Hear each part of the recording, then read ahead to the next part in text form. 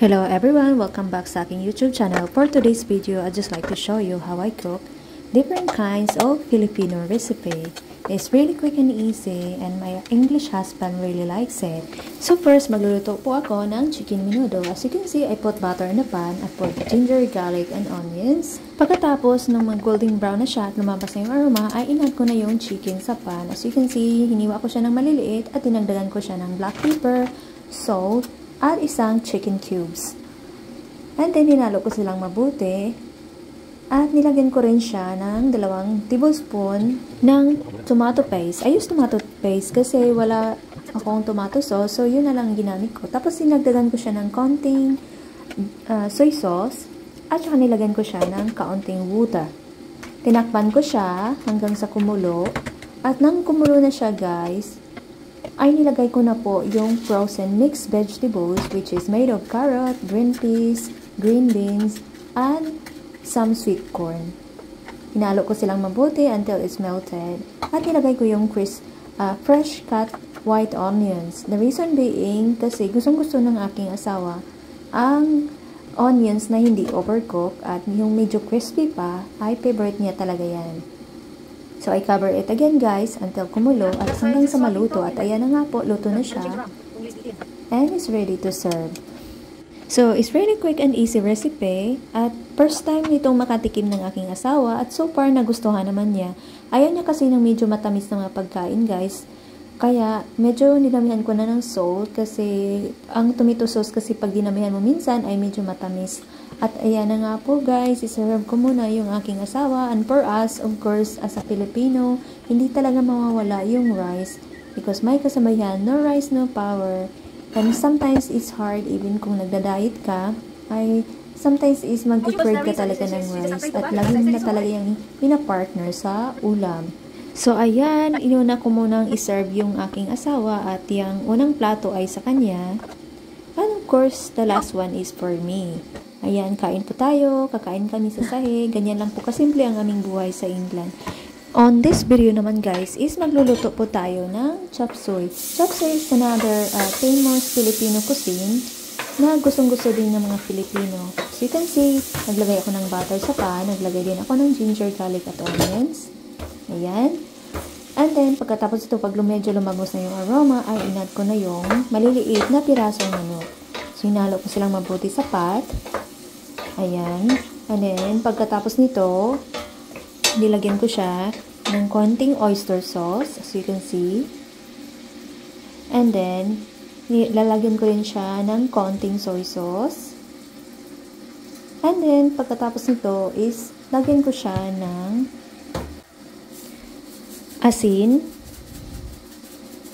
black pepper, and then, counting chili flakes. Kasi, favorite talaga namin na yung maanghang na pagkaluto, guys.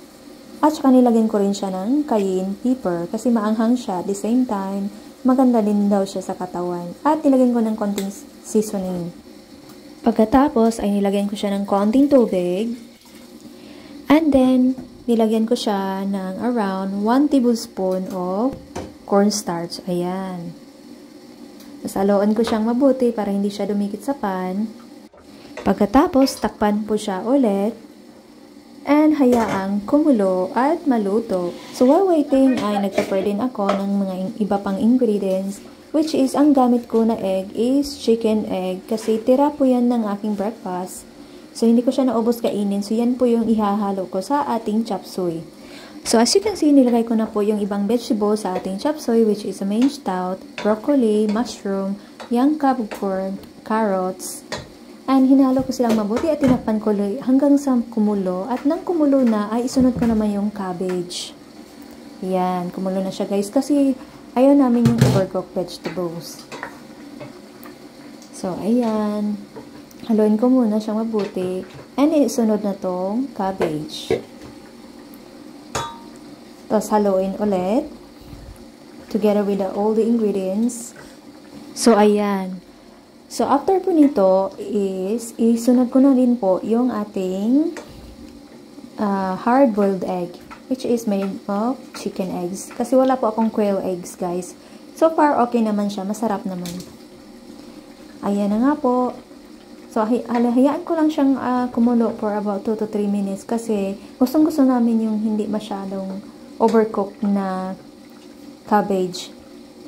Ayan. Takpan ulit guys at hayaan kumulo for 2 to 3 minutes.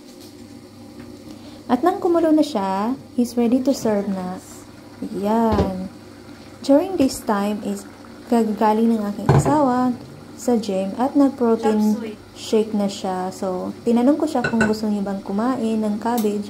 Ayaw niya kasi gusto niya daw yung chicken na tira from yesterday's cooking.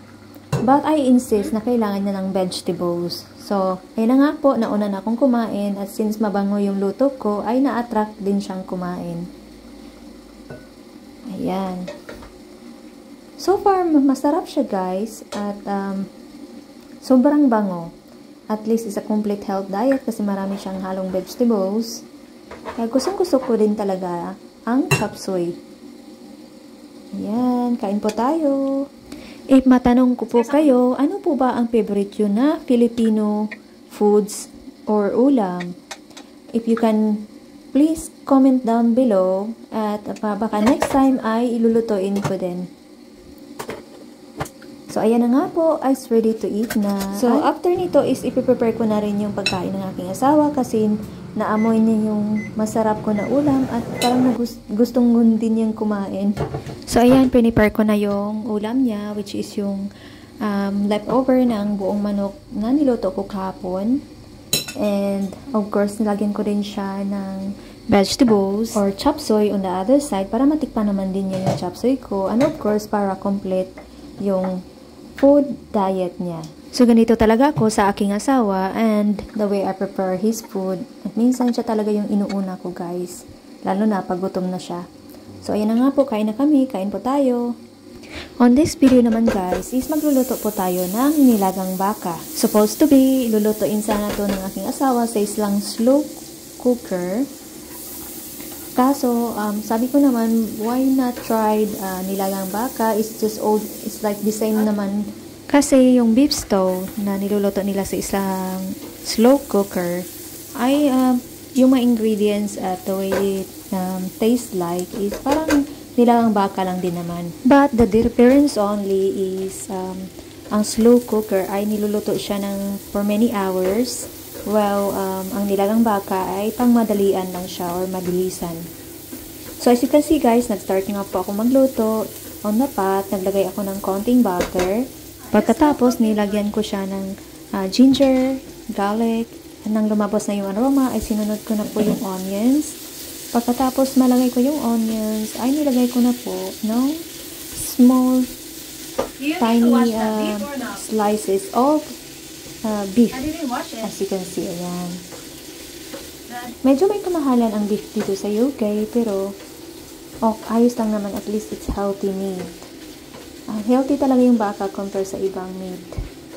And basta red meat guys, healthy talaga yan and rich in protein. At ayan, nilagyan ko siya ng beef cubes, pampalasa. And then, pagkatapos nito is, nilagyan ko rin siya ng black pepper, salt. We use Himalayan salt guys kasi marami daw health benefits. And nilagyan ko din siya ng kaunting tubig. Around 2 cups of water kasi parang hindi siya masyadong maraming sabaw. Kaya konti lang. Tsaka tinakpan ko siya guys. Anong matakpan na tinayaan ko medyo mainit or kumulo. Nilagay ko pala yung potato. Kasi medyo matagal maluto yung potato. And also a carrot. Kasi medyo matagal din maluto yung carrot guys. So, yan. Ilalagay ko na rin yung carrot after few minutes. As you can see, malamig na talaga dito, guys. Kaya masarap talaga humigop ng sabaw. Ayan, kumulo na siya. Ilagay ko na din yung carrots. Yan. Pangmadalian lang talaga tong nilagang baka, guys. Kasi madali lang talaga yan siyang maluto. Kasi yung beef nila dito sa UK, malambot siya. At masarap talaga siya, hindi siya malangsa. Masarap siya. And also, I noticed yung mga baka nila dito is ano lang talaga, mga pre-range din. Yung mga damo talaga yung kinakain nila. So, ayan, tinakpan ko siya hanggang sa kumulo at maluto. At hinalo ko siya ulit guys. Tinikman ko ba kung tama na ba yung lasa. Because I can't wait na. So, ayan. Ayan, nilagdagan ko na siyang pangpalasa at saka asin. Kasi medyo matabang siya.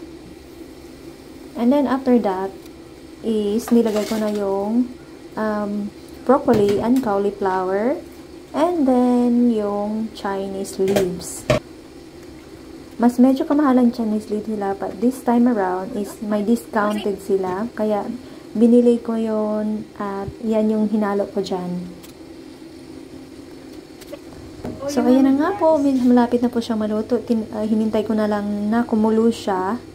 And after na nga, nag-prepare na rin ako ng rice para sa aming tanghalian. Actually, is for our tanghalian muna. Pero as you can see, medyo madilim na dito guys. Ganito pag winter dito sa UK is madilim na siya tingnan kahit tanghali pa lang or before 5 o'clock, madilim na talaga siya. So, late na talaga kaming nagla-lunch usually. Kasi late na rin kaming nagbe-breakfast. As you can see, I prepare first for my husband. Of course, sa ugali ko talaga guys, mas gustuhin ko pa na konti lang yung meat ko, basta marami lang siya. At mas marami yung sa kanya. Ayan. So, that is for my husband.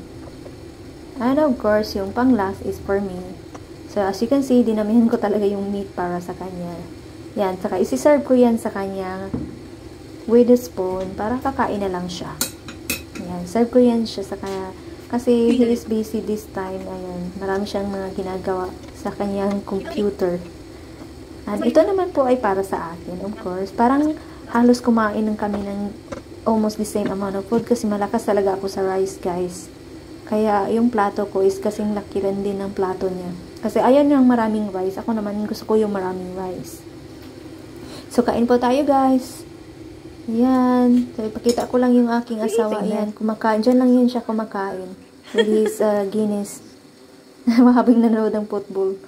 So, ito naman pong paano ako magluto ng rice. So, sinusukat ko lang talaga yan sa aking kamay. Wala talaga yung sukat sa mga baso-baso or anything else. So, ganito din po ako magluto ng fish. So, we usually buy a discounted fish from supermarket. Inislicean ko siya para magsuot yung mga ingredients na ilalagay ko, which is vinegar, salt, seasoning, black pepper, lemon, at saka some chili. Kasi gusto namin maanghang. Minarid ko muna siya at yan, niluto ko siya sa butter. Tinakpan ko siya hanggang sa mag-crispy na yun sa kabila. Pag yung crispy na siya, is tinurn over ko siya. Ayan, turn over na siya guys.